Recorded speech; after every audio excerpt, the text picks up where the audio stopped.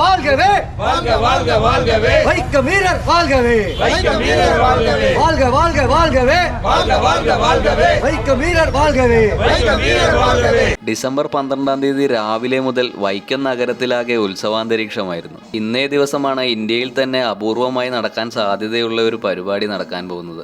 2 സംസ്ഥാനങ്ങൾ ഭരിക്കുന്ന മുഖ്യമന്ത്രിമാർ ഒരുമിച്ച് ചേർന്ന് ഒരു ഉദ്ഘാടനത്തിനെത്തുന്നു. തമിഴ്നാട് മുഖ്യമന്ത്രി ശ്രീ MK സ്റ്റാലിനും കേരള മുഖ്യമന്ത്രി ശ്രീ പിണറായി വിജയനും ചേർന്ന് വൈക്കം നഗരത്തിൽ തമിഴ്നാട് ഗവൺമെന്റ് നിർമ്മിച്ച തന്തൈ പെരിയാർ സ്മാരകം ഉദ്ഘാടനം ചെയ്യാനെത്തുന്നത് കാണുന്നതിനു വേണ്ടിയാണ് ഈ ജനങ്ങളാകെ കാത്തു നിൽക്കുന്നത്. രാവിലെ 10 മണിക്കാണ് ഉദ്ഘാടനം തീരുമാനിച്ചിരുന്നത്. 10 മണി കഴിഞ്ഞ് ഏതാനും മിനിറ്റുകൾക്കകം തന്നെ ഇരു മുഖ്യമന്ത്രിമാരും ഒന്നിച്ച് വൈക്കം വലിയ കവലയിലേക്ക് എത്തി. ആദ്യം ഉദ്ഘാടനം ചെയ്തത് ഇന്ത്യൻ സ്വാതന്ത്ര്യ സമര ചരിത്രത്തിൽ തന്നെ ഇടം നേടിയ ഐതിഹാസികമായ വൈക്കം സത്യാഗ്രഹത്തിൽ പങ്കെടുക്കുവാൻ തമിഴ്നാട്ടിൽ നിന്നും വൈക്കത്തെത്തി ധീരമായി വൈക്കം സത്യാഗ്രഹത്തിന് നേതൃത്വം നൽകുകയും ജയിൽവാസം അടക്കം അനുഭവിച്ച് സത്യാഗ്രഹ സമരത്തെ മുന്നോട്ട് നയിച്ച തമിഴ്നാട്ടിലെ സാമൂഹിക പരിഷ്കർത്താവും നവോത്ഥാന നായകനുമായ പെരിയോർ രാമസ്വാമി നായ്ക്കരുടെ പോരാട്ട ജീവിതത്തെ അനുസ്മരിപ്പിക്കുന്ന ചരിത്ര മ്യൂസിയവും അതിന് സമീപത്തായി പണികഴിപ്പിച്ചിട്ടുള്ള പഠന ഗവേഷണ കേന്ദ്രവും ലൈബ്രറിയുമാണ്. തുടർന്ന് ഇരു മുഖ്യമന്ത്രിമാരും ഒന്നിച്ച് വൈക്കം കായലോരത്തെ മൈതാനത്തിൽ ഒരുക്കിയിരുന്ന സമാപന സമ്മേളനത്തിലേക്ക് എത്തിച്ചേർന്നു.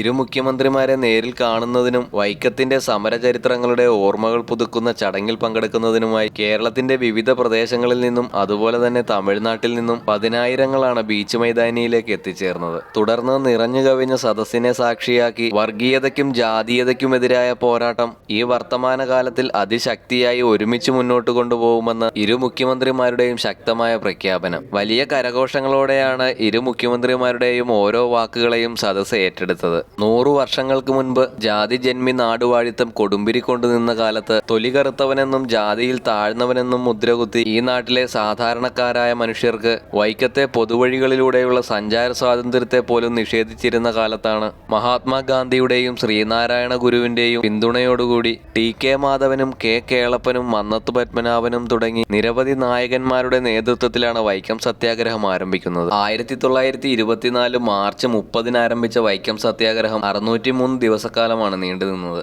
വൈക്കം മഹാദേവ ക്ഷേത്രത്തിന് സമീപത്തുള്ള പൊതുവഴികളിലൂടെ സമൂഹത്തിലെ എല്ലാ വിഭാഗക്കാർക്കും സഞ്ചരിക്കുവാനുള്ള സ്വാതന്ത്ര്യം നേടിയെടുക്കുക എന്നതായിരുന്നു സമരത്തിന്റെ ലക്ഷ്യം. സവർണ മേധാവിത്വത്തിന്റെ എതിർപ്പിനെ മറികടന്ന് അടിച്ചമർത്തപ്പെട്ട വിഭാഗങ്ങളുടെ അവകാശങ്ങൾ സ്ഥാപിച്ചെടുക്കുന്നതിനായി കേരളത്തിൽ നടന്ന ആദ്യത്തെ ആസൂത്രിത പ്രക്ഷോഭമായിരുന്നു വൈക്കം സത്യാഗ്രഹം. സമരത്തിന്റെ ഒരു ഘട്ടത്തിൽ സമരനായകന്മാരെയെല്ലാം രാജഭരണകൂടം ജയിലിലടക്കുകയും ചെയ്ത സാഹചര്യത്തിൽ സമരത്തിന്റെ മുന്നോട്ടുപോക്ക് തന്നെ പ്രതിസന്ധിയിലായ ഘട്ടത്തിലാണ് സമരത്തിന്റെ നേതൃത്വം ഏറ്റെടുക്കാൻ തന്തൈ പെരിയാർ വൈക്കത്തേക്ക് പുറപ്പെടുന്നത്. അങ്ങനെ വൈക്കത്തെത്തി രാജഭരണകൂടത്തെ വെല്ലുവിളിച്ച് ശക്തമായി സമരം നയിച്ചു. അദ്ദേഹത്തെ തുറങ്കലിലടച്ച് സമരത്തെ പരാജയപ്പെടുത്താൻ ശ്രമിച്ചെങ്കിലും അതൊന്നും ഫലം കണ്ടില്ല. പെരിയാറെ ജയിലിലടച്ച ഘട്ടത്തിൽ അദ്ദേഹത്തിന്റെ ഭാര്യ നാഗമ്മ തമിഴ്നാട്ടിൽ നിന്നും വൈക്കത്തെത്തി ഇവിടുത്തെ സ്ത്രീകളെ സംഘടിപ്പിച്ച് സമരം മുന്നോട്ട് കൊണ്ടുപോയതും ചരിത്രമാണ്. പ്രതിസന്ധികളുടെ പല ഘട്ടങ്ങളുണ്ടായപ്പോഴും ഒരു ഇഞ്ചു പോലും പിന്നോട്ടു പോകാതെ വൈക്കം സത്യാഗ്രഹത്തെ ധീരമായി മുന്നോട്ട് നയിച്ച തന്തൈ പെരിയാറിനെ പിൽക്കാലത്ത് വൈക്കം വീരൻ എന്നാണ് അറിയപ്പെട്ടിരുന്നത്.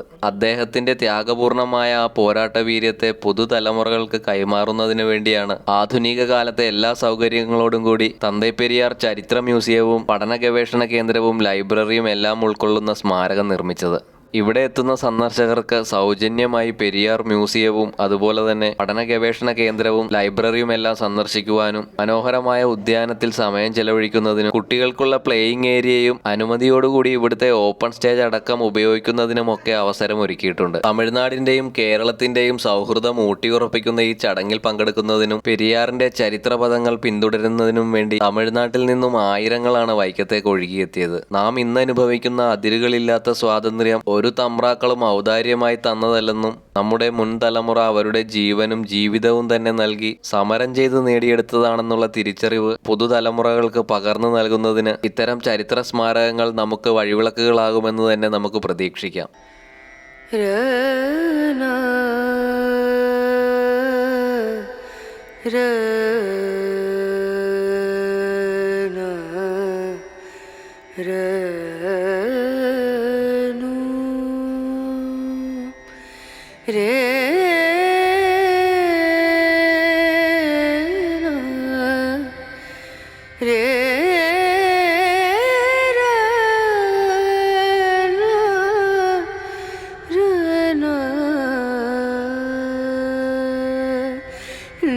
जय नजरिया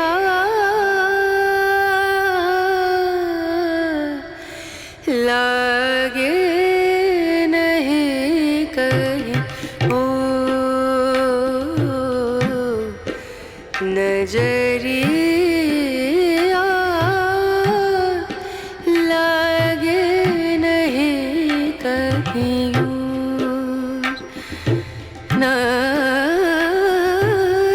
नजरिया नजरिया लागे नहीं कहीं लागे नहीं कहीं और